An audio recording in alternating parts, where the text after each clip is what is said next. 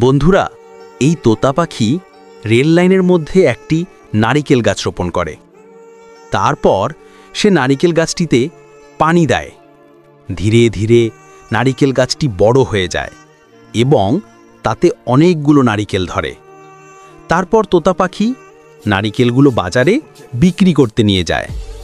এমন সময় একটি সাপ এসে গাছটিকে নষ্ট করে ফেলে। এই দৃশ্য দেখে তোতা পাখি কাঁদতে শুরু করে। তবুও কেউ লাইক সাবস্ক্রাইব করেনি।